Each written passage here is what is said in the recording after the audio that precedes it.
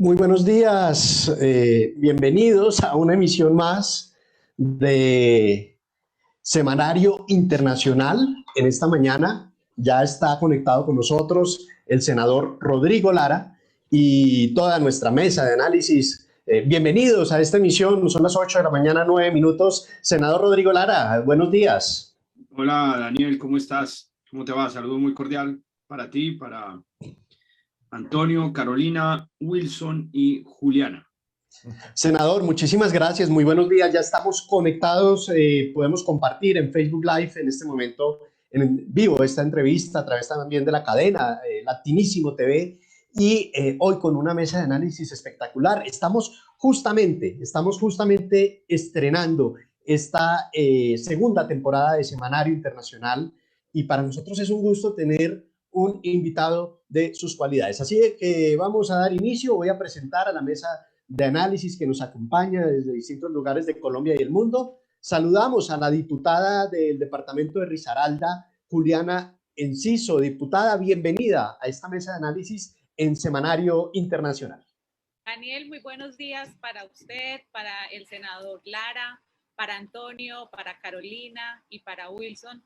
Muy contenta de estar aquí hoy con ustedes y quiero pues aprovechar este espacio para enviar un mensaje de solidaridad a todas las familias de La Virginia. La Virginia es un municipio del departamento de Risaralda que desde ayer ha sufrido inundaciones y bueno, esto nos cogió a todos por sorpresa y la verdad muy triste ver cómo estas familias hoy se quedaron prácticamente sin nada. Entonces, para ellos mi solidaridad, todo mi apoyo. Ayer estuve allá pues tratando de ayudar y hoy en la tarde esperamos poder estar allá acompañándolos a todos. Toda la solidaridad para la Virginia en Risaralda y para todos los damnificados de esta terrible tragedia ambiental que se presenta en este momento y pues es el llamado que hace la diputada Juliana Enciso, quien también preside la Comisión de Equidad de Género en la Asamblea Departamental de Risaralda. Queremos saludar a esta hora también a Carolina Bustamante. Carolina lleva más de 20 años en el sector público, también está en la ciudad de Pereira. Carolina aspiró a la alcaldía de Pereira por un movimiento independiente que reunió firmas y hoy nos acompaña en la mesa de análisis. Carolina, muchas gracias por acompañarnos en esta mañana. Buen día, un saludo muy especial, doctor Rodrigo. Mil gracias por aceptar esta invitación de Daniel, Antonio, Wilson, la diputada Juliana. De verdad, muy contenta de compartir este espacio y este escenario con ustedes el día de hoy. Gracias, Carolina. En España se encuentra Antonio Martínez Iniesta. Antonio es el líder político del Partido Popular de España, analista, columnista, está en Castilla de la Mancha. Antonio, bienvenido a este análisis. Muchas gracias, Daniel. Un placer volver a estar por aquí con todos ustedes esta segunda temporada de Semanario Internacional, que la verdad promete. Muchas gracias al senador Rodrigo Lara por acompañarnos, un invitado de excepción el que vamos a tener hoy como él. Y bueno, pues un placer compartir con mis tres compañeros, Carolina, Wilson, Juliana, un verdadero placer y como digo, esta temporada promete. Gracias. Y senador Rodrigo Lara, usted ya conoce a nuestro analista de cabecera y compañero ya de trabajo en el canal Latinísimo TV, el exalcalde de Samacá, él es Wilson Castiblanco. Wilson, gracias por estar en esta segunda temporada de Semanario Internacional. Daniel, muy buenos días, muchas gracias. Les hablo hoy desde el municipio de Samacá, en el bello departamento de Boyacá. Saludo cordial al senador Rodrigo, nuevamente es un gusto tenerlo. A Carolina, Juliana y Antonio, un saludo fraternal y gracias por este espacio que nos permite a todos ayudar a seguir construyendo a nuestro país, Colombia. Muchas gracias. Bueno, muchísimas gracias y damos inicio así ya con la mesa de trabajo, con todo el equipo a esta emisión de Semanario Internacional en Latinísimo TV. Pues, senador Rodrigo Lara, hoy nos despertamos los colombianos con la noticia del asesinato de Jesús Santrich en Venezuela. Es la noticia con la que todos los colombianos nos despertamos y también pues con la que se despierta el mundo. Recordemos que Jesús Santrich hizo parte de la mesa de negociación en el proceso de paz en La Habana, Cuba, pues por parte de las FARC, con Juan Manuel Santos, y pues luego se fue con las disidencias, se fue para Venezuela. Todavía está en verificación si esto es cierto o no por parte del Ministerio de Defensa de Colombia. Pero, senador, ¿usted cómo recibe esta noticia? Pues yo creo que esto, la muerte de asesinato de Santrich, yo creo que es el punto de partida de, digamos, de un cambio muy importante en lo que es la aproximación y las políticas hacia Venezuela.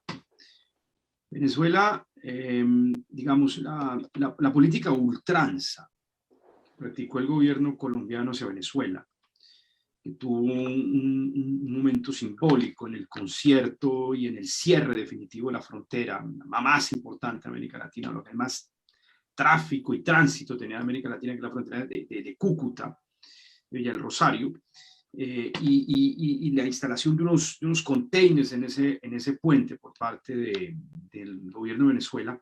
Esa política ultranza, de presión a ultranza a Venezuela, con el propósito de un cambio de régimen, claramente terminó ayer con el asesinato de Jesús Santrich. La llegada de Biden también marca pues un cambio. Se va a buscar un camino de diálogo. Las políticas de cambio de régimen no funcionaron, y para poder entrar en ese diálogo por parte de Venezuela, para poder buscar algún tipo de interlocución con Estados Unidos que alivie un poco las presiones, las sanciones que son muy grandes y han de cierta manera asfixiado la economía de ese país, pues ellos tenían que salir de alguna manera de una papa caliente, y la papa caliente se llamaba Jesús Santrich. Porque Jesús Santrich tiene una orden de extradición de Estados Unidos. El caso de Jesús Santrich se volvió un asunto de punto honor para los Estados Unidos, y entablar algún tipo de diálogo con los Estados Unidos, con la presencia de Santrich, con la organización de un grupo armado por parte de Santrich, que está ejerciendo en Colombia. Por ejemplo, usted ve que hay presencia de esas disidencias de las FARC, particularmente activas particularmente activa en el Caquetá, en el Cauca, pues era algo pues que se volvió muy difícil. Entonces, yo soy de la tesis de que esta es una forma de que en este asesinato Santrich muy posiblemente participó la Guardia Nacional, que usted sabe que opera como un grupo narcotraficante en la frontera, y yo creo que esto marca ya el inicio de una nueva aproximación hacia ese país. Saliendo de Santrich es mucho más fácil asumir algún tipo de diálogo con los Estados Unidos.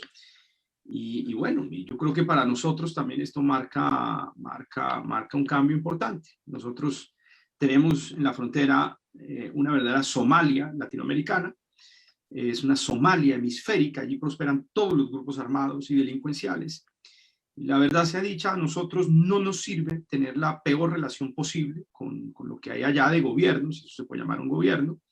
Nosotros tenemos que buscar de alguna manera que se estabilice ese territorio, de alguna manera que no se siga empobreciendo tanto ese territorio. Tenemos que buscar de alguna manera que ellos puedan recuperar algo de oxígeno, algo de capacidad de consumo, para no seguir recibiendo la pobreza más extrema de ese país.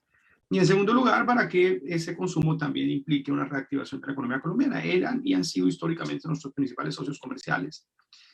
Entonces, pues ese es el significado que yo le doy básicamente a esa muerte del señor Santrich. Senador, gracias. Carolina Bustamante, tiene usted la palabra, por favor. Bueno, comparto el comentario del senador Rodrigo. Además, quiero decir que esto es un inicio al cambio y a la transformación, no solo para Venezuela, sino también para Colombia. Hoy estamos viviendo diferentes escenarios y episodios bastante graves para nuestro país. Hoy tenemos bloqueadas el suroccidente de Colombia, hoy tenemos bloqueadas varias vías de nuestro país, y hoy necesitamos ese llamado al diálogo, a la construcción de paz. Y él pues jugaba un papel muy importante en ese escenario, pero al no estar ya es más viable, lo veo más fácil poder llegar a unos acuerdos, poder llegar a un diálogo genuino, poder llegar a un diálogo de paz y a una construcción que hoy tanto esperan los venezolanos y colombianos. Como lo decía el doctor Rodrigo, hoy necesitamos unas políticas claras para combatir esa pobreza, esos indicadores de educación, de salud, de cohesión social que tanto hacen falta en nuestro país y en nuestra Venezuela. Yo pienso que hoy inicia un cambio con autoridad, un cambio con control, un cambio con orden, que es lo que hoy necesitamos en Colombia y en Venezuela. Yo pienso que es muy importante el día de hoy y a partir de hoy va a cambiar mucho la percepción. Yo aprovecho para felicitar al doctor Rodrigo, que el 4 de mayo usted hizo un llamado muy importante, un oficio que radicó donde llamaba a que se sumaran las voces no solo de la coalición de la esperanza, sino también del pacto histórico. Lo estuve leyendo detenidamente, doctor, y yo quisiera hacerle más adelante una preguntita sobre esas propuestas que usted indicaba en el oficio.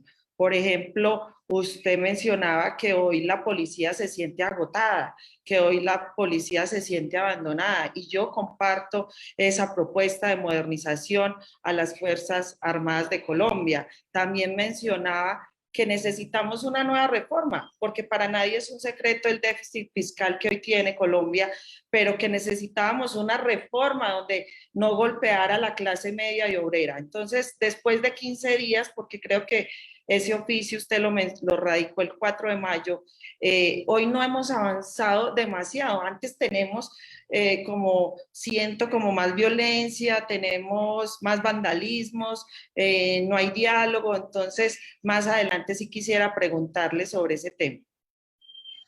Gracias, Carolina. Pues Wilson, ¿qué le preguntaría a esta hora al senador, por favor, Rodrigo Lara? Gracias, Daniel. Bueno, yo creo que, senador, quería tocar un tema muy importante que hoy lo ve uno reflejado en los comentarios de donde está, de cada uno de los rincones de nuestro país, y es la reestructuración del Congreso de la República. Hay varios criterios con respecto a eso, pero empezando senador, porque el Congreso de la República está generando demasiada desconfianza en los colombianos. Y creo que esta debe ser una gran preocupación.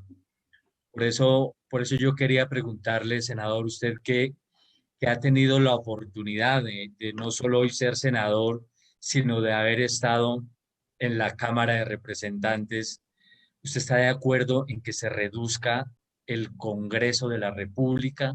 ¿Usted está de acuerdo en que se reduzcan todos esos gastos que se generan en adquisición de vehículos nuevos, en salarios, en honorarios? ¿Cuál es su postura frente a un tema que hoy los colombianos reclaman porque consideran que no ha sido una buena gestión la que hoy está haciendo el Congreso de la República?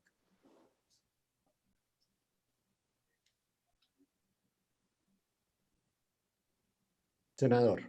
Bueno, Rodrigo. pues aquí tenemos dos observaciones y dos preguntas distintas respecto, primero, de la naturaleza del paro y básicamente el desbordamiento de la fuerza pública en atender estas protestas en donde se han mezclado muchas cosas. Pero yo quisiera empezar de pronto por el Congreso y llegar después al tema del paro. Mire, el rol del Congreso en esta crisis ha sido absolutamente vergonzoso. Digamos, este es un Congreso ausente y un Congreso básicamente que ha declinado el ejercicio de sus responsabilidades más importantes. Primero, esto surge con la conversión del Congreso de la República en una plataforma virtual. Esto es algo que yo no le conozco antecedentes ni parangón en el mundo. Un Congreso que renuncia a sí mismo, que renuncia a la capacidad básicamente para ejercer sus funciones constitucionales y que se convierte en un Zoom, en una plataforma virtual, es algo que es absolutamente vergonzoso, porque ese es un Congreso que renuncia a ser. Digamos, la fuerza de un Congreso reside justamente en lograr congregar físicamente en un punto de la geografía a todas las voces, a todos los sectores de la política nacional, y que son los que tienen representación allí en esa corporación. Es esa reunión lo que le da fuerza, vigor y capacidad al control político, que la forma de hacerle contrapeso a la rama ejecutiva en un sistema particularmente presidencial. El hecho de que el Congreso no se reúna y que sustituya la reunión física y presencial por una ficción, que es esta virtualidad, pues obviamente que le resta poder y le resta capacidad al Congreso de la República. Es lo que buscaban básicamente en las monarquías parlamentarias en el antiguo régimen, que no se reunieran los voceros en un mismo punto de la geografía nacional para que no pudiera hacerle contrapeso a la rama ejecutiva. Y el Congreso se volvió una plataforma. Eso le quitó vigor al control político. Eso impide que los congresistas se vean, se encuentren, se den la mano, se miren a los ojos y lleguen a acuerdos, que es lo único que permite, de cierta manera, resistir y contener a la rama ejecutiva. Y en tercer lugar, pues se volvió supremamente fácil para el gobierno nacional sacar cualquier tipo de ley, porque el problema para un gobierno no solamente tramitar básicamente la ley, sino también lograr el quórum que es la presencia física, por ejemplo, para discutir una ley impopular como era la reforma tributaria. Pero yo creo que esto llenó de confianza al gobierno. Cuando el gobierno vio que el Congreso se volvió una plataforma virtual, se llenó de coraje y dijo, yo ahorita puedo sacar cualquier ley, por muy impopular que sea, porque el poder embriaga. Y yo creo que esa falta de cálculo, esa falta de tacto por parte del gobierno nacional se tradujo en la presentación de esa ley. Y obviamente, pues, no fue el Congreso, fue el pueblo colombiano el que la terminó frustrando. Pero el rol del Congreso de la República de verdad, ha sido pésimo, ha sido catastrófico. Y es muy grave, porque ese debilitamiento de la rama legislativa también es un debilitamiento de la capacidad de interlocución y de canalización de las tensiones sociales vía las instituciones. Es que el Congreso sirve de caja de resonancia de las inquietudes, del descontento popular. Y básicamente sirve para conducir la energía de una sociedad. La energía existe y la energía social existe. Cuando la gente sale a protestar, lo ideal es que eso no estalle en las calles, sino que se conduzca a través de los canales institucionales o los ductos institucionales. Y para eso está el Congreso, para que todas esas tensiones se puedan discutir de manera civilizada en el marco de una institución, en el marco del Congreso de la República. Pero si no hay Congreso, si este desaparece o solo existe formalmente en una plataforma virtual, pues todo esto estalla obviamente en las calles de Colombia. Reducir el Congreso, eso es una trampa. El Congreso de Colombia no es particularmente grande en términos de congresista por habitante. Si uno va y mira la rama legislativa española, francesa o las de América Latina, nos damos cuenta que el Congreso de Colombia es relativo, no digo yo que es diminuto, pero relativamente pequeño en términos de relación congresista por habitante. Y reducirlo mucho es peligroso, porque si uno reduce mucho la rama legislativa, se vuelve mucho más caro acceder a ella, se vuelve mucho más costoso. Y pues eso abre la puerta hacia plutocracias, es decir, senador, quien tenga más dinero, son los que pueden llegar. Perdóneme que lo interrumpa, pero es que uno creería que la misma situación se presenta también en las asambleas departamentales. Y acá tenemos en la mesa a una diputada del departamento de Risaralda, porque pasa lo mismo que con el Congreso, se hace un poco invisible en medio de la pandemia y de la virtualidad. Diputada, ¿cómo se vive esto también en la asamblea y qué planteamiento se podría hacer para que eso no pase?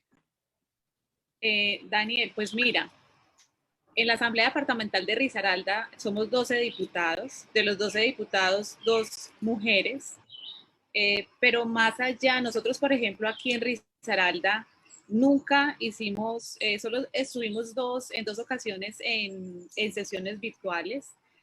Y en el año 2008 yo tuve la oportunidad de ser presidenta de la Asamblea Departamental y desde ese entonces implementé un programa que se llamó Asamblea Visible, donde logramos descentralizar esas sesiones de la corporación, logramos llevar la corporación a cada municipio, tratábamos de hacerlo muchas veces, no en las cabeceras municipales, sino en los corregimientos, y eso ayudó muchísimo a poder tener ese contacto con las personas, a escuchar de viva voz las necesidades. Uno muchas veces, senador, se imagina que son grandes cosas lo que se necesita para impactar una comunidad, y no, a veces son cosas mínimas, pero necesitan que uno esté ahí haciendo presencia, escuchando a las comunidades.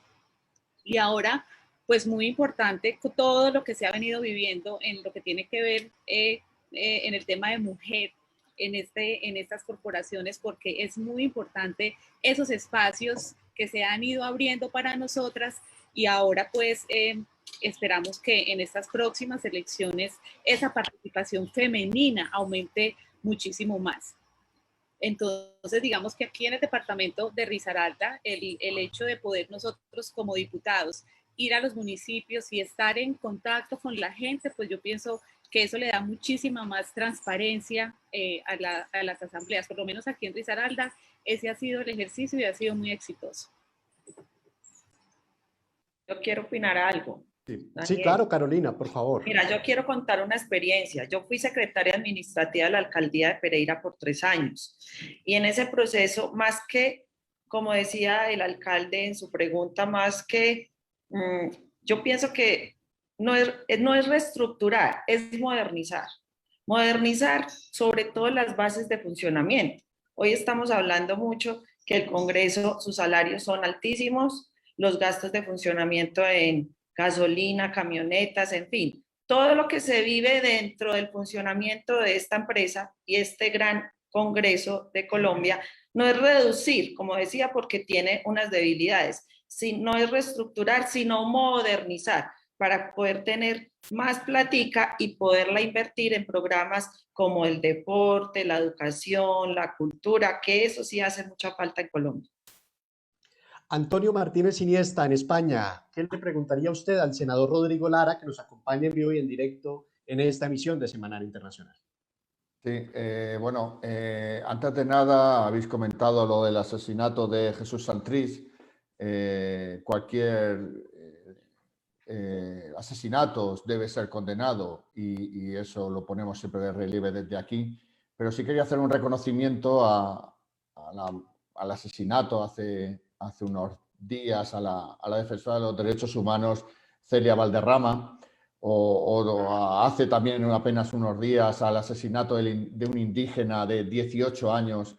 Creo que Colombia debe de luchar por erradicar todo este tipo de actos viles y ruines y de tener más control sobre el acceso a armamento, armas, que no sé cómo esto lo ve el señor senador. Sí, aquí ha habido una serie digamos, de asesinatos de líderes sociales que han venido aumentando en los últimos 3 años. Y esto tiene que ver con diferentes factores, pero en particular tiene que ver con, primero, la poca capacidad que ha tenido el Estado colombiano de hacer presencia institucional y de copar territorio, que fue liberado militarmente entre 2006 y 2013, y que luego, pues, ese territorio en donde operaban las FARC, pues terminó ya liberado por efecto, una segunda vez por efecto del proceso de paz. Allí se habría esperado, digamos, una acción mucho más integral, una presencia mucho más eficaz del Estado colombiano para regular las diferentes relaciones sociales y evitar, digamos, la justicia por mano propia, los conflictos y sobre todo los asesinatos contra dirigentes sociales y población civil. La ausencia del Estado en el territorio, combinado con la existencia de economías emergentes, como la explotación ilegal del oro y la explotación, por ejemplo, bueno, y la droga, lleva a que quienes pretenden ejercer control sobre esa zona, los actores ilegales, ejerzan básicamente su autoridad legítima vía el terror, vía el asesinato quirúrgico, selectivo, y muchas veces por medio de un gran terror cometido a través de masacres, incluso cebándose sobre los cuerpos de las personas, masacrándolas, porque tienen que ejercer terror para que la gente guarde el silencio, para conseguir la ley del silencio y para poderla someter, porque pues son actores ilegales. Entonces ese es un primer patrón que se presenta aquí en Colombia, la incapacidad de este Estado por lograr una presencia efectiva en todo el territorio nacional. Es un problema particularmente crónico del Estado colombiano, mucho más que en otros países de América Latina. Y en segundo lugar, existe básicamente el problema o la histórica conflictividad alrededor de la tierra. Es decir, este es un Estado que no conoce, Antonio, o que no tiene un catastro de tierras, de todo su territorio. Es decir, aquí no sabemos, el Estado colombiano no sabe cómo, en qué forma y de qué manera se posee la tierra. Entonces, ese tipo de ocupaciones de facto, ha llevado básicamente una conflictividad permanente. Y obviamente el pez más grande se come el pez más chico. Y eso lleva básicamente a que esa reclamación de tierras termine en sangre, termine en asesinatos. Y súmale un tercer factor, y es que el narcotráfico generalmente ha invertido sus excedentes en la tierra. Entonces, pues ese es el segundo problema. Son problemas estructurales que el Estado no ha sabido abordar o no ha querido atacar, digamos, desde un punto de vista estructural. Y es el asesinato de líderes sociales en todo el territorio nacional. Pues se ha venido aumentando, digamos, en los últimos 2 años. ¿Es relativamente fácil conseguir un arma en Colombia? Muy fácil por 2 razones. Primero, porque aquí ha habido, digamos, mucha descontrol a la hora, digamos, de autorizar la adquisición de esas armas. En teoría existe un monopolio de las armas en cabeza del Estado y en teoría solo el Estado es el que las adquiere y el Estado en la figura legal concede una autorización para su porte. Esas autorizaciones pues se han entregado con extrema facilidad desde los años 70 en particular y pues los grupos narcotraficantes y paramilitares las adquirían con inmensa facilidad y muchas de esas armas, su porte no ha sido actualizado. Lo cual hace que Rodrigo Lara, pero muchas armas circulando sin saber quién las tiene ni cómo las tienen. Uno creería que el narcotráfico es lo único que ha crecido en medio de estas protestas sociales, porque pues recordemos que en el paro agrario del año 2013 no se ganó absolutamente nada. Volvemos a repetir la historia en Colombia permanentemente, estamos en ese ir y venir, y en medio de todas estas protestas sociales tampoco hay nada claro, muchos civiles muertos, bueno, violencia, todo lo que hemos visto, y una fuerza pública que está totalmente enfocada en frenar esas protestas sociales, y mientras la fuerza pública está enfocada en eso, pues naturalmente crece el narcotráfico, porque la fuerza pública está ocupada en otro tema. Yo creería ¿cuál es su lectura, más usted, que ha sido muy enfático que tiene una historia de vida como víctima del narcotráfico por el asesinato de su padre cuando fue ministro? ¿Cómo lee usted ese fenómeno? ¿Y usted cree que el narcotráfico está creciendo en Colombia? Claro, el narcotráfico está produciendo muchísimo dinero porque hay un hectareaje muy grande hoy de hoja de coca, particularmente en el suroccidente, que es la zona más afectada por los bloqueos y por los paros. Es que en el suroccidente, entre el Cauca, Valle, el Cauca y Nariño, se está produciendo 40% de la droga del mundo. Y digamos, el anuncio de las fumigaciones de cierta manera ha propiciado toda esta situación, digamos, de bloqueo y de desorden en el suroccidente del país. Nosotros estamos enfrentando 3 fenómenos distintos. Yo creo que le ha faltado mucho talento y capacidad política al gobierno para explicárselo muy bien a los colombianos y de esa manera poder justificar sus acciones. Aquí hay 3 fenómenos. El primer fenómeno es un estallido social sin precedentes, producto de muchas cosas, de una desaceleración económica que viene desde 2017, con el final del superciclo de materias primas, que nos mantuvo viviendo en una burbuja o creciendo en una burbuja durante 17 años. Eso se acabó en 17. Y hemos venido sustituyendo crecimiento por gasto, y gasto apalancado en endeudamiento. Eso obviamente lleva a que se han hecho 5 reformas tributarias y hemos venido exprimiendo el bolsillo de la clase media, que ya no consigue trabajo como antes y que ya no crece como antes, que produce una gran ansiedad. En segundo lugar, pues esta crisis, digamos, llegó la crisis, profundizó, digamos, una tendencia hacia el decrecimiento, lo convirtió en una depresión y el gobierno no le ayudó lo suficientemente a la gente. Este es uno de los paquetes de ayuda más pequeños de América Latina, 26 billones y solo gastaron 16. Y no llegaron básicamente ni a la clase media ni a los micronegocios. Todo esto pues estalló. Deudores educativos, son 894,000 muchachos en Colombia con un problema de solvencia impresionante, con un sistema muy cruel digamos, de cobro de estas obligaciones. Estudiantes idealistas, jóvenes que sienten que no tienen futuro, precarización extrema del empleo, crecimiento de la economía informal, desempleados, microempresas y micronegocios, del 60% de la economía colombiana que es informal, que no recibieron ayuda alguna por parte del gobierno. Estamos hablando de una destrucción de más de 600,000 negocios en Colombia. Ahora, escúcheme que le haga un paréntesis. Escúcheme que le haga un paréntesis para que no vaya un poco más adelante. Y es devolviéndonos un poco al tema del narcotráfico. Nosotros sabemos que en las áreas rurales donde mayores cultivos hay, no hay ningún otro cultivo que sea más rentable que sembrar cocaína, marihuana, amapola. Y yo sé que usted ha dado el debate, senador. ¿Usted cree que es hora de que Colombia legalice este tipo de cultivos? Esa es la solución, porque es que vamos a seguir con el problema del narcotráfico. Es decir, mientras existan los cultivos ilícitos, nuestro discurso será que esto genera una problemática social demasiado compleja, pero luego la solución no es lograr, lograr que este tipo de cultivos se legalicen en el país. Sí, es una solución parcial, Wilson. Es una solución, yo pienso que parcial. Por ejemplo, termino un segundito.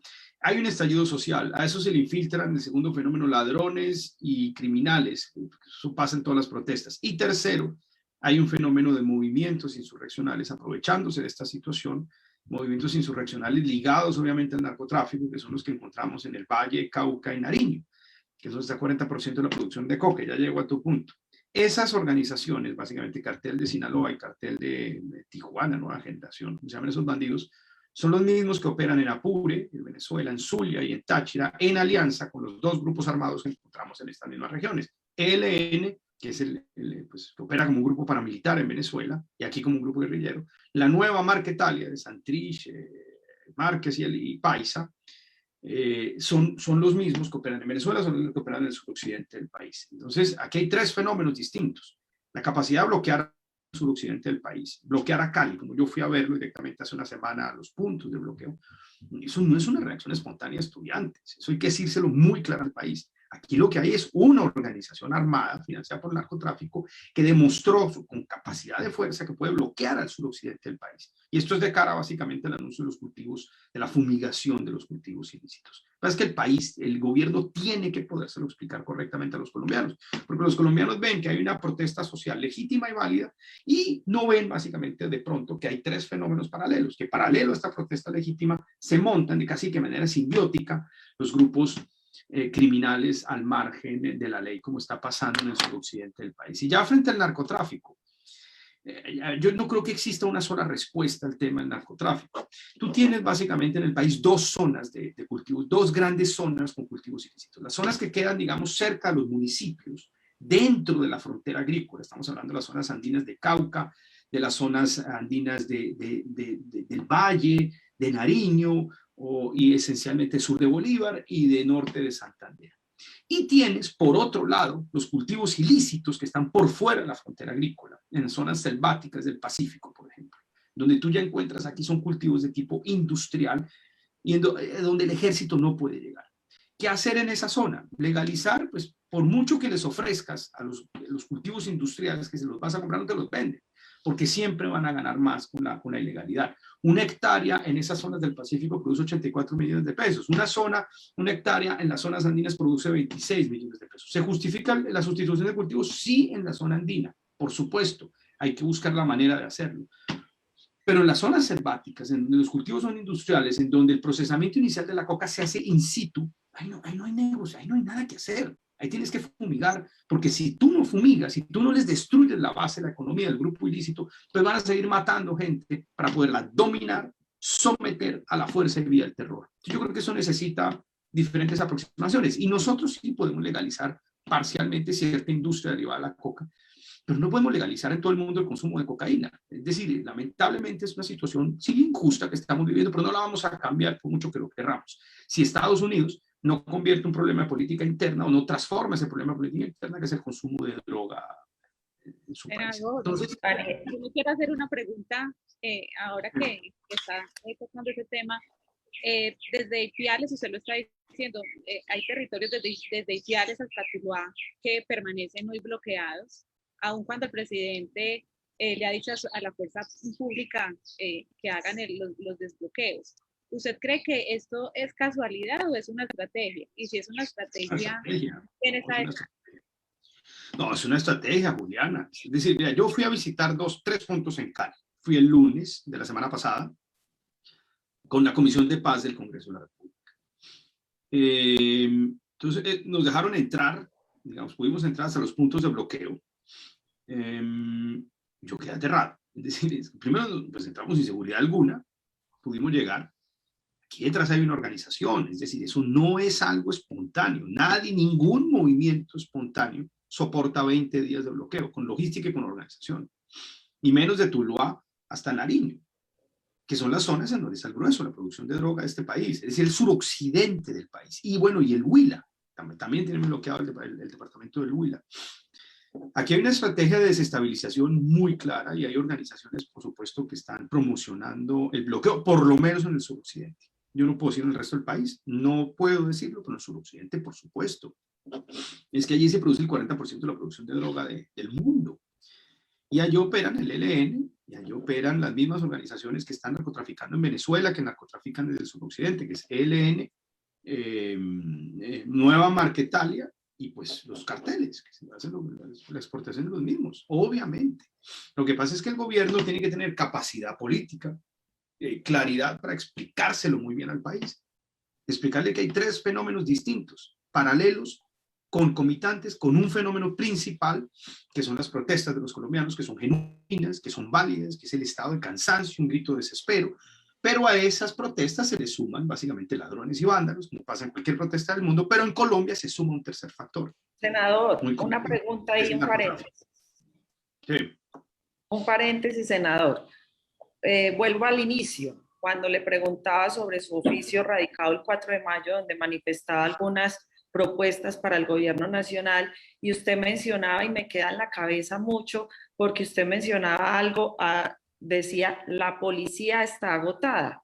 Y yo siento que hoy el ejército, la policía, primero no tienen las herramientas adecuadas para trabajar. Y segundo, pues ya nadie quiere ser policía. Entonces eso me preocupa demasiado hoy, que necesitamos todas estas fuerzas acompañándonos, todos estos equipos. ¿Qué podemos hacer desde el Congreso para modernizar esas instituciones? Bueno, Carolina, ese es un muy buen punto. Sí, obviamente la policía está desbordada porque esto es un estallido social. Y enfrentar un estallido social con policía, pues, es supremamente riesgoso y pues la policía no está diseñada para eso. Está diseñada para perseguir criminales, no para enfrentar un estallido social de hambre, exclusión y pobreza. En segundo lugar, nuestra policía tiene un entrenamiento de tipo militar. Como nosotros enfrentamos problemas de orden público muy graves, la policía ha recibido históricamente un entrenamiento militar. Ellos están entrenados para defender un municipio de un ataque guerrillero.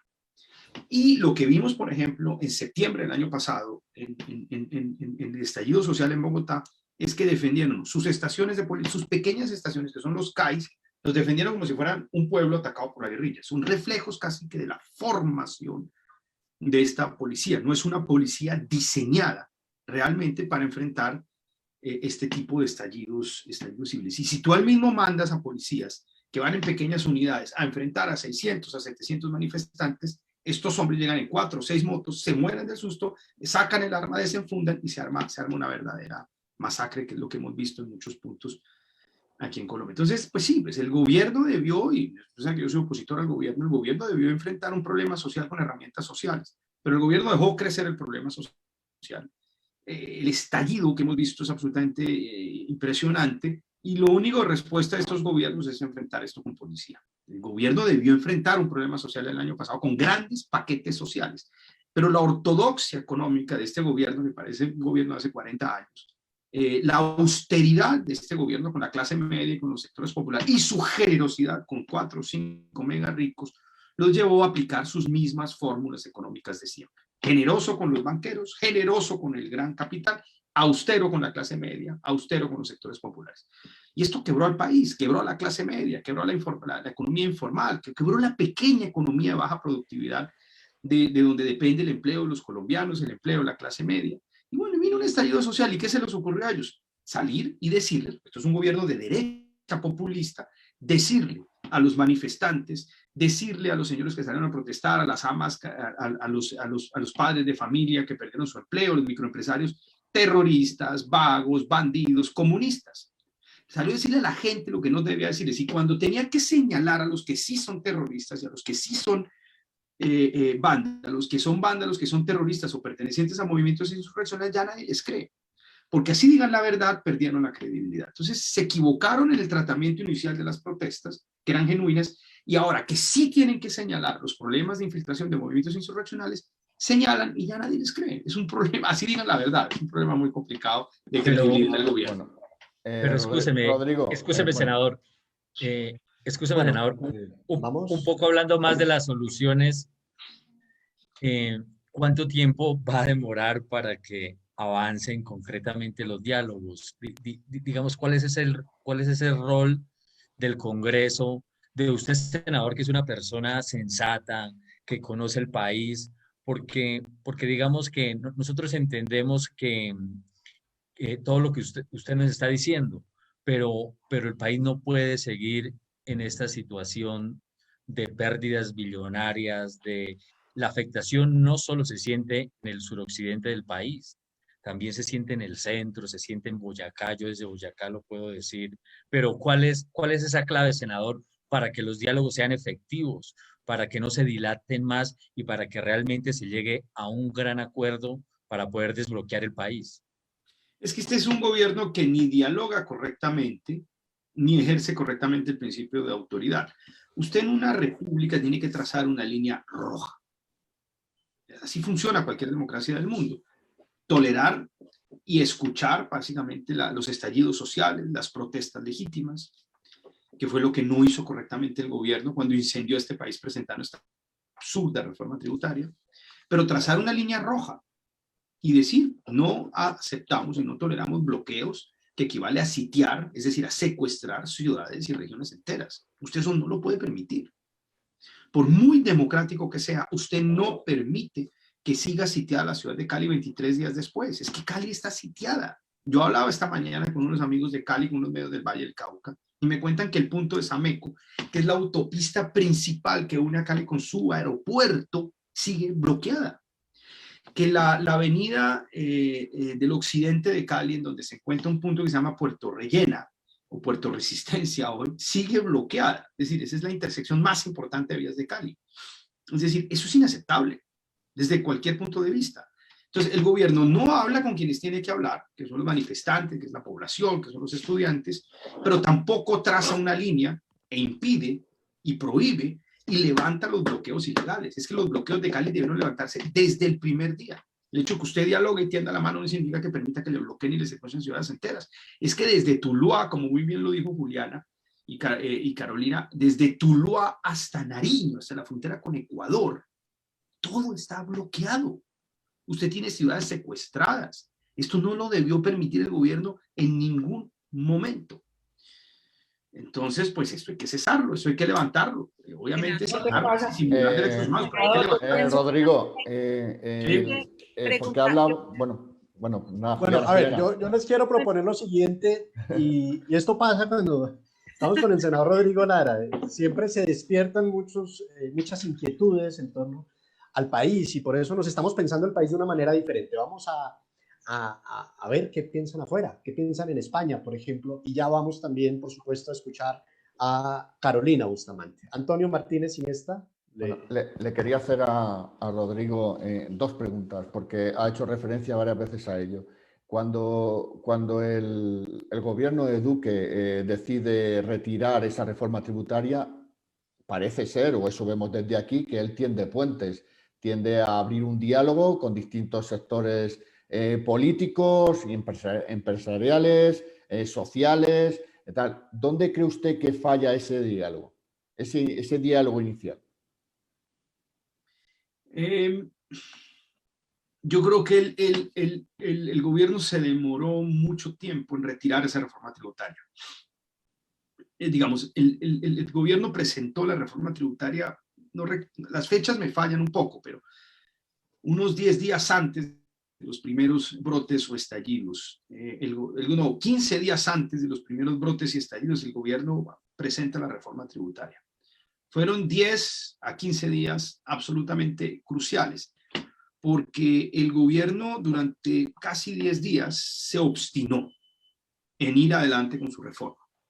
Es decir, el gobierno cayó en la tentación de defender a capa y espada su posición. Es decir, eso traduce soberbia. y soberbia en un momento de tanta sensibilidad, de tanto dolor, de tanta pobreza, de tanta frustración, pues genera un choque y una fricción inevitable en la sociedad. Esa posición soberbia de que yo voy a capa y espada con mi reforma fue lo que produjo ese estallido, porque lo convirtió en una relación de fuerza.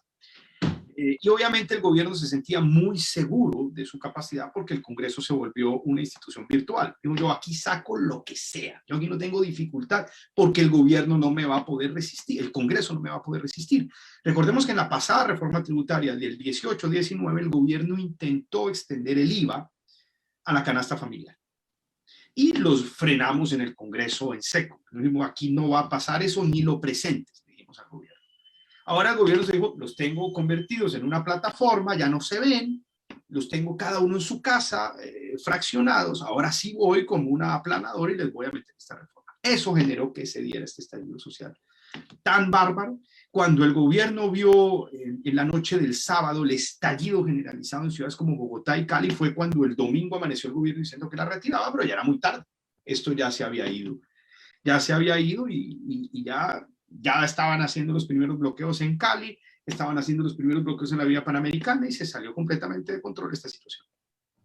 El pasado 4 de mayo hizo un manifiesto en el que ha hecho referencia Carolina y dentro de sus propuestas decía que, bueno, que debería ser esa reforma tributaria de manera progresiva en el cual los más ricos paguen más. En Europa, en la década de los 90, había unos 12 países, ¿no?, que utilizaban este tipo de gravamen.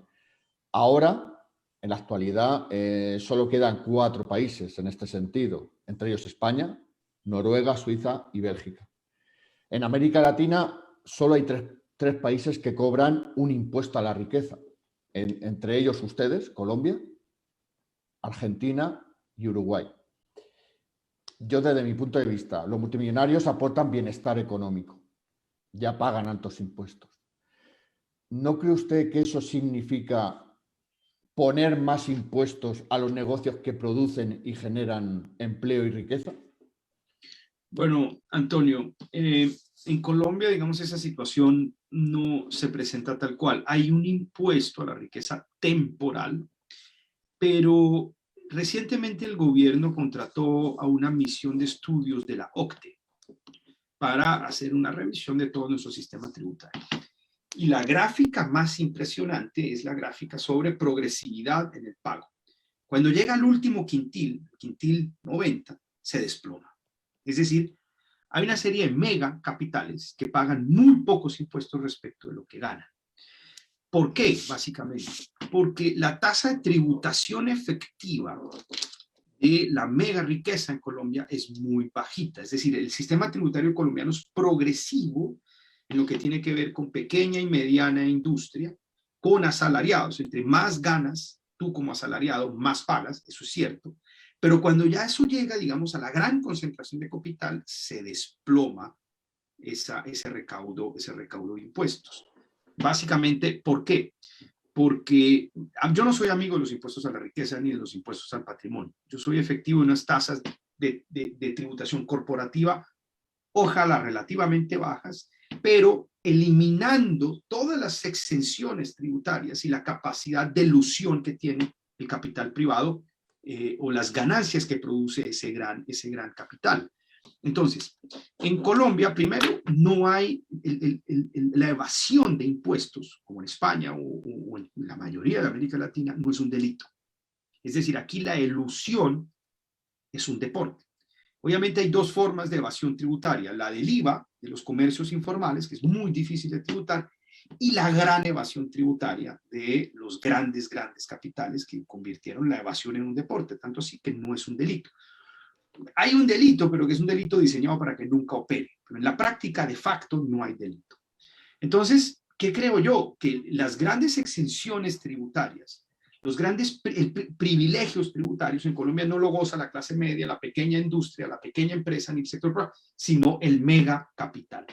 Y para que te hagas una idea, la tasa, por ejemplo, de tributación de los dividendos es muy bajita, es de 7,5%. Mucho más bajita que en el promedio de la OCDE, mucho más bajita que en el promedio de América Latina.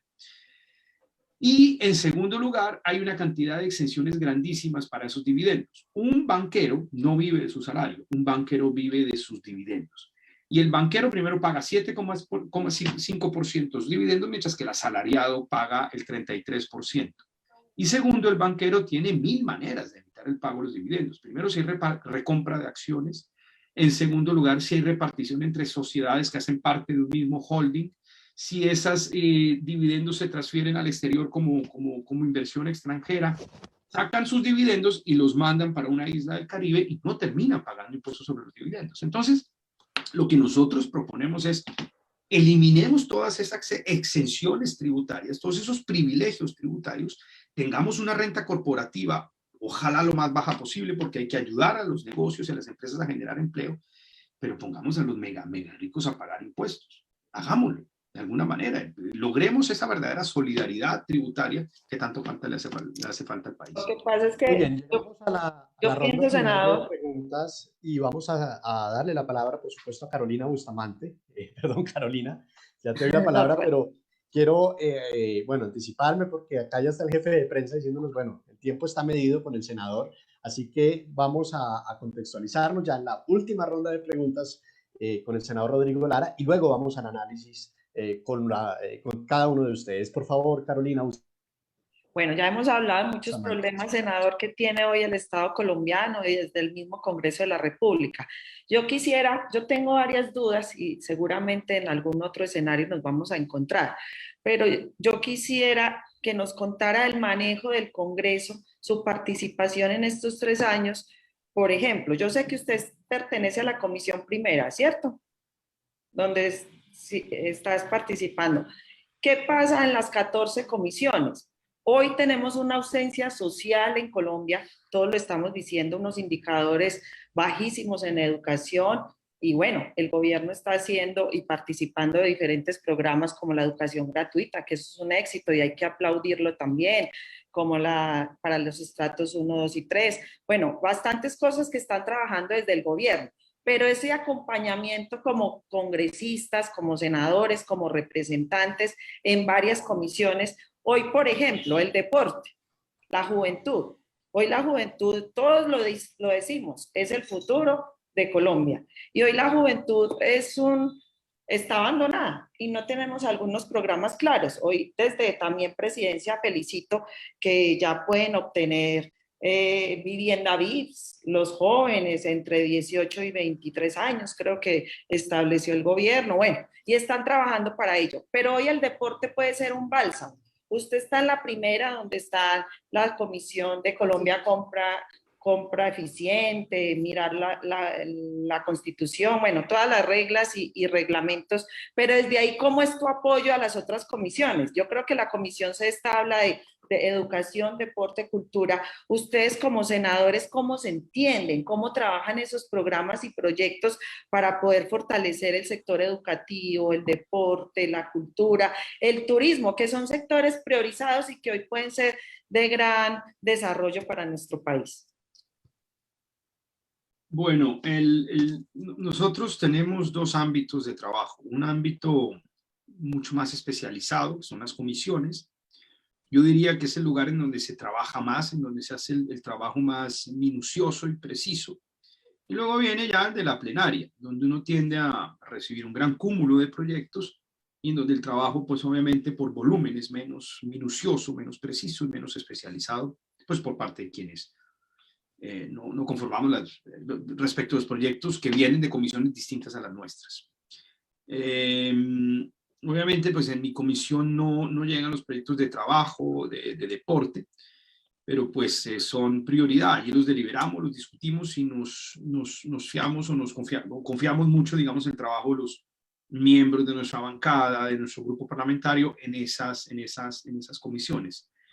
Pero en general tratamos todos los temas son de discusión. Yo inclusive, por ejemplo, saqué una ley que es transversal, que es la que prohíbe, por ejemplo, el porte y consumo de drogas en los parques.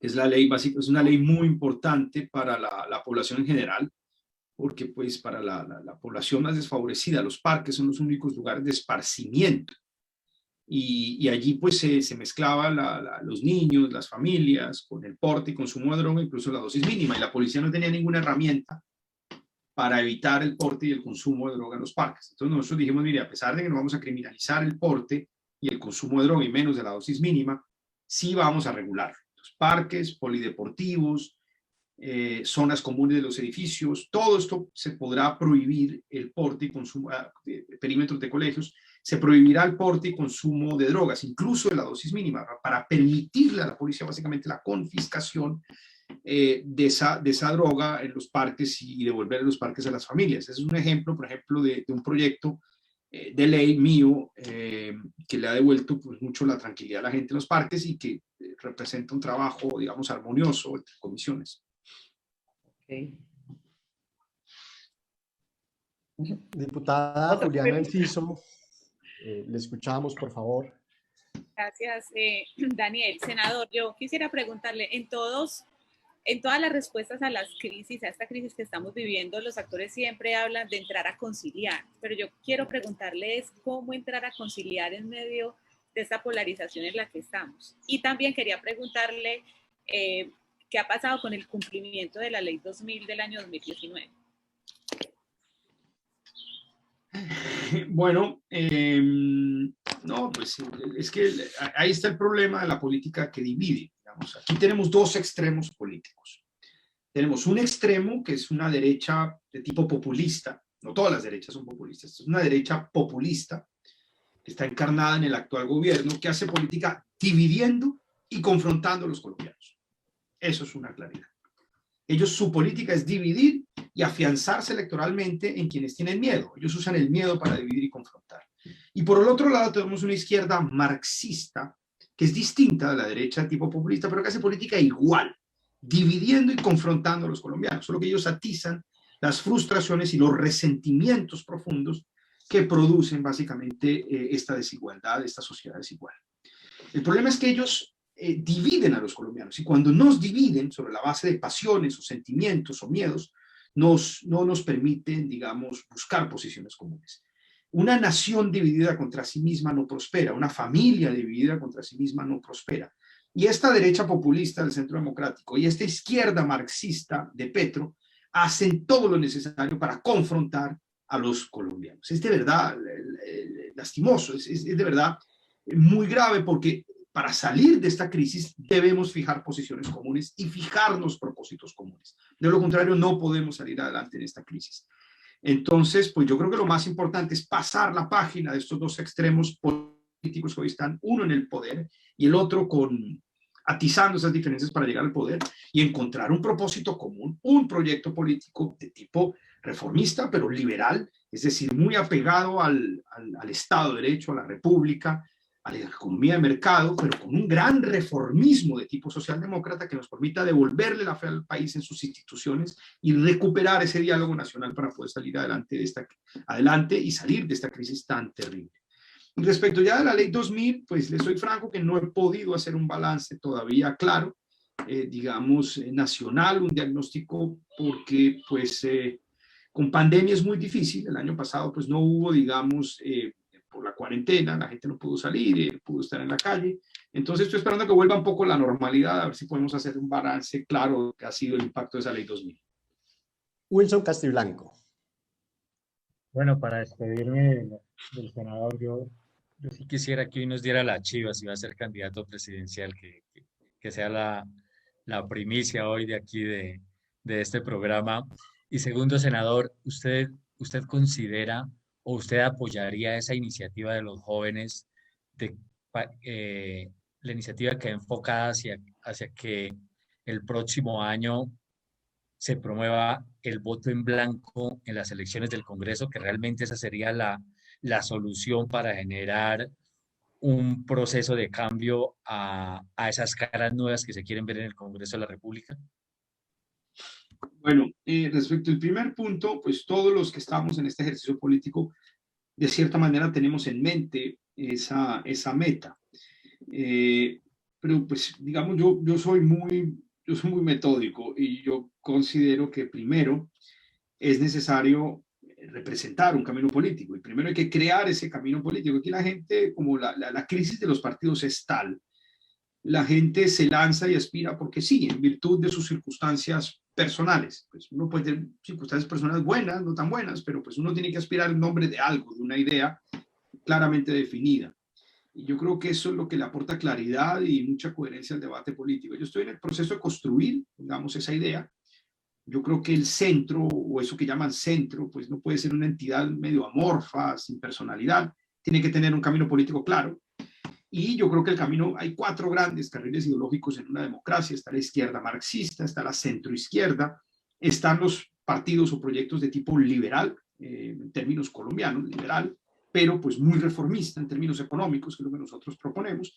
Y está una derecha más conservadora, hoy dominada por la derecha populista, el centro democrático. Esos son los 4 grandes carriles que existen. Yo estoy seguro que hay que recuperar este carril de origen liberal, fortalecerlo, darle una identidad política clara, un derrotero, un camino, una identidad, digamos, ideológica, es decir, una causa y una bandera. Una vez tengamos esa causa y esa bandera, podemos competir con 2 banderas que son muy poderosas, que son nocivas, que son deleterias, que son destructivas, que es la de la derecha populista, divisoria y confrontacional, absolutamente insensible en términos sociales, muy pro bancos, muy pro mega ricos, y la izquierda marxista, pues que nos lleva hacia un camino de destrucción de las instituciones democráticas. Estamos en ese proceso. Si lo logramos, podremos aspirar a muchas cosas, pero primero hay que cumplir con las tareas paso a paso. Quiero aportarle, senador, ahí una cosita pequeña. Yo desde mi percepción y desde mi humildad en la gestión pública, que reconozco que hoy estamos en una división política, pero más que división de ser de derecha e izquierda, yo pienso que esto no tiene colores políticos. Hoy necesitamos de verdad una renovación en el Congreso, unas propuestas claras sin importar si tiene unas ideologías a la derecha, a la izquierda. Si nos vamos a eso, hoy el país necesita un centro. Y cerramos este diálogo directo, como dicen los televidentes que comentan a través también de las redes sociales. Muchos comentarios, senador Rodrigo Lara, pero pues ya no nos da el tiempo para leerlos. Pero seguimos en este diálogo con los actores directos, como lo dice Erika López. Así que Antonio Martínez Iniesta, ya para el cierre, por favor. Sí, se me ha quedado antes en el tintero sobre lo que antes comentábamos. ¿Qué medidas pondría en práctica contra esa economía sumergida a la que hacía referencia? Antonio, nosotros tenemos una economía dual, una economía formal relativamente pequeña, del 40%, de los cuales casi el 10% de ese 40% es sector público, es decir, es una economía formal muy pequeña, y otra economía informal de muy baja productividad, que es el 60% de la economía del país. La única forma, yo creo que eso está demostrado históricamente, de generar empleo masivo para la población es con manufactura, es produciendo bienes de valor agregado y exportándolos. La historia de Europa, los grandes éxitos industriales de Estados Unidos, del nordeste asiático, hoy de alguna manera de países como Vietnam o China, todo está ligado hacia la capacidad de producir valor agregado, manufactura y exportar. La pregunta es, hoy con la inteligencia artificial, ¿seremos capaces de reindustrializar a estos países? Creo que estamos llegando tarde a este proceso de industrialización porque ya, digamos, esa economía dependiente de materias primas, pues eso equivale a pequeños ciclos, como el que acabamos de cerrar. Y eran 2 materias primas esencialmente las que componían la canasta exportadora de Colombia: petróleo y sus derivados, carbón y sus derivados. El carbón, pues sobra demorarme mucho sobre el futuro de esta energía. Y bueno, y el petróleo pues va a tener un punto de quiebra a partir de 2030, 2032, cuando lleguen a punto de equilibrio los vehículos eléctricos y otros bienes de consumo y motores eléctricos. Seguirá comprando China. ¿De qué vamos a vivir? Entonces hay que buscar de alguna manera un replanteamiento económico de muchos paradigmas. Hay que buscar la manera de reintroducir la producción para el consumo nacional y para nuestro mercado natural históricamente, cuando ha habido olas de expansión industrial, que ha sido Venezuela, Ecuador, Perú, que han sido nuestros compradores de nuestra industria en los años 70 y 80. Y solo con manufactura, solo con una producción de bienes podemos absorber al 60% de la informalidad de la economía de este país. Es aterrador el nivel de informalidad en este país. Y esa es la bomba, ese es el estallido social que estamos hoy presenciando. La quiebra de esa pequeña economía de baja productividad, lo que hace tan difícil para el gobierno poder enfrentar el problema y lo que va a llevar a un punto en donde ya no vamos a poder sostener más una política de subsidios, de microsubsidios, que es lo que ha sido básicamente lo que se han repartido en los últimos años, por el déficit y el fiscal. Es que llevamos, Antonio, llevamos 5 reformas tributarias desde 2016. 5. Porque claro, ya no hay crecimiento, entonces hay que sustituir crecimiento por gasto y ese gasto ya no tiene fuentes de recaudo, ese gasto es endeudamiento, 65% de endeudamiento, estamos con el agua aquí. ¿Qué vamos a hacer? Cambios profundos, no hay otro camino. Senador Rodrigo Lara. Por Lara. último, si me lo permite Daniel, y creo que sería buena pregunta para finalizar, porque hemos hablado mucho sobre política interior, ¿cómo valora la política exterior de Duque? Renunció la canciller. La política exterior de Duque tiene 3 elementos principales, digamos. El primero es una política que ha sido más bien pobre en términos de integración latinoamericana. Muy distinto hubiera sido la historia de la adquisición de vacunas si hubiese algún tipo de frente común en América Latina para la adquisición de vacunas. Hoy somos coleros. Es un poco por las divisiones ideológicas que hay dentro del continente, pero pues hay que mirar más allá. Entonces hay muy poca integración latinoamericana y en el gobierno se ha precarizado. 2, respecto a los Estados Unidos, pues fue una política de total sumisión al gobierno de Trump y a sus políticas y están pagando las consecuencias con la administración Biden. Hubo incluso una intromisión electoral por parte de miembros del partido de gobierno y pues están pagando de alguna manera las consecuencias y eso va a ser una presión muy grande de Estados Unidos hacia el tema de derechos humanos. Y pues eso tiene un efecto en la cooperación, en la colaboración que nos ha unido en una agenda común. Y en tercer lugar, respecto a Venezuela, pues es un error, digamos. La apuesta de Duque con el concierto en la frontera en el inicio de su administración fue básicamente llevar a una ultranza las relaciones con Venezuela, hacer que sean lo peor posible, buscando un cambio de régimen. Fue una política, diría yo, ingenua, porque es no entender que la columna vertebral de lo que queda de ese régimen es administrada por un Estado que sí es serio y que sí es un Estado moderno en términos weberianos, y es Cuba. Cuba es la columna vertebral de esa entidad que pues algunos llaman Estado venezolano. Controlan 4 puntos de bases de datos y con eso basta para controlar a la población venezolana. Y pues eso llevó a que se deterioraran mucho las relaciones con el país vecino, apoyó a ojo cerrado una política de sanciones a ultranza contra Venezuela por parte de Estados Unidos, que asfixió a la economía venezolana y asfixiar a Venezuela, empobrecer a Venezuela es también empobrecer a Colombia. Es que nosotros no podemos hacer abstracción de 2.000 kilómetros de frontera que tenemos con ellos. Regiones como el norte de Santander y Cúcuta son totalmente dependientes de Venezuela y se han empobrecido inmensamente. Y nosotros recibimos 2 millones de refugiados venezolanos. La gran pobreza venezolana la recibimos nosotros. Entonces, ¿de qué nos sirve empobrecer a ultranza a ese país y llevarlos a que se conviertan en una verdadera Somalia? Donde hay una Somalia de vecino, hay todo tipo de delincuencia, de guerrilleros, de mafiosos, de criminales, operando allá y por consiguiendo operando acá.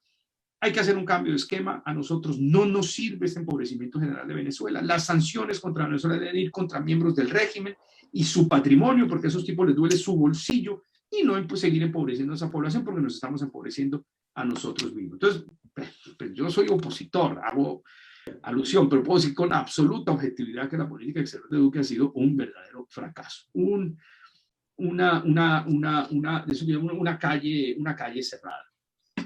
Senador Rodrigo Lara, y a eso hay que sumarle también la desinformación que existe en el país, la manipulación de la información en muchas cadenas, y para nosotros por eso es muy valioso tener entrevistas de valor como la suya, para poder tener un análisis en contexto, con profundidad, no en 2 minutos, y para que todos los colombianos y la comunidad internacional puedan también sacar sus conclusiones frente a un análisis profundo de la actual situación que tenemos hoy en Colombia. Senador Rodrigo Lara, muchísimas gracias por acompañarnos en esta primera emisión de Semanario Internacional. Ustedes, muchas gracias, muy amables, como siempre, Daniel, Carolina, Juliana, Wilson y Antonio, un saludo muy especial. Qué momento tan grato, espero tener la oportunidad de volver a compartir con ustedes una entrevista así.